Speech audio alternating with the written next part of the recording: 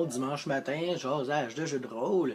Aujourd'hui, je vais vous parler de deux choses. Un lieu, une ville et un objet magique. Ça va être un objet magique de Vampire, par contre. Je vais commencer par ça. L'objet magique de Vampire, c'est la Tourette's Watch, que je l'ai appelée.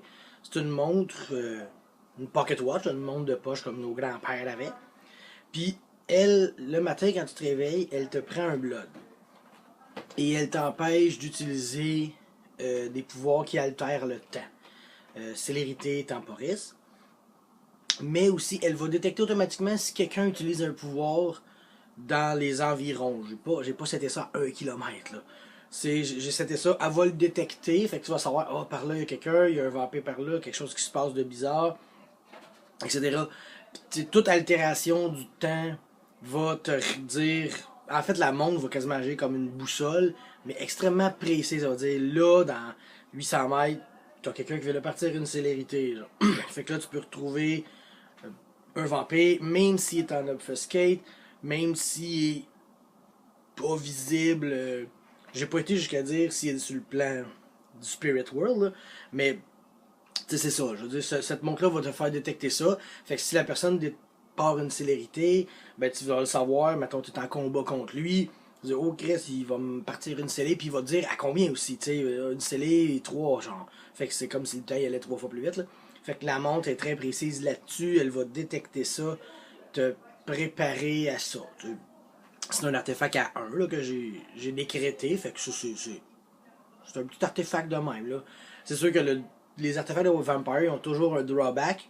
Puis le drawback, c'est que toi, tu peux pas les utiliser. Si toi, tu les as pas, c'est pas un très gros drawback de pas pouvoir utiliser des pouvoirs que t'as pas. Fait c'est juste que si tu les as, ben t'es supposé être capable d'accoter la personne qui a le pouvoir aussi. Fait que t'es supposé t'en servir aussi de toute façon. Des choses comme ça. Je vais voir peut-être, parce que là je l'ai pas vraiment vu en action dans les mains d'un joueur, je l'ai remis à un joueur et lui il l'a tradé dans un échange. Fait que peut-être que je vais la modifier. Peut-être que je vais dire ça empêche les autres. Peut-être que ça réduit l'efficacité de leur pouvoir. Quelque chose comme ça. Mais je vais faire de quoi par rapport à cette montre-là, parce que je trouve qu'elle est originale et intéressante. La deuxième partie de ce vidéo, que c'est une petite vidéo de 3 minutes à date, là, c'est une ville que je vais vous parler. C'est la ville d'Eclipse dans mon univers de Donjons Dragons. C'est une ville qui est faite en rond. Mettons, c'est un rond, puis t'as les habitations, puis plus tu montes, ben plus que t'as les commerces, puis au centre, t'as le marché. Fait que là, tout le monde se ramasse là, au milieu de la ville le jour. Le soir, ben ils peuvent tourner. Puis à l'extérieur des murs, là, t'as les fermes, puis ce qui a besoin de pâturage et de champs de blé. Puis c'est tellement beau des champs de blé. Bon, ok. Fait qu'à l'extérieur des murs, t'as ça. Et pourquoi il s'appelle Eclipse, c'est que le roi du royaume, c'est vraiment là qui est. Ben, en fait, c'est le prince parce que le roi, il est mort, puis il est pas. En tout cas. Son château, il est sur une plaque de terre qui flotte au-dessus. Fait que quand que le soleil est à son plus haut, la ville tombe dans l'ombre de ça. Fait que ça fait un éclipse. Fait que c'est pour ça que j'ai appelé cette ville Eclipse. Fait que c'était mes deux choses pour aujourd'hui. Fait que quand j'aurai le goût de vous reparler d'autres lieux, d'autres objets, je vous le ferai. Probablement, je suis en train de flipper mes notes, mes affaires qui me servent plus depuis longtemps.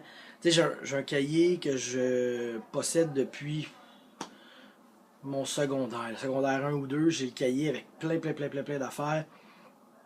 Fait que il va falloir que je retrouve mes notes. Tu sais, je me souviens, j'avais un temple du temps que c'était comme une rivière, ben pas de rivière, mais une gouttière. Là. Puis il y avait une goutte qui tombait à chaque seconde. Puis là, quand t'avais 60 gouttes, ben là, ça coulait vers une goutte minute. Là. Tu sais, ça se transformait en une goutte minute. Fait qu'une goutte de seconde pesait presque rien. Une goutte de minute pesait 60 fois ça. Tu sais.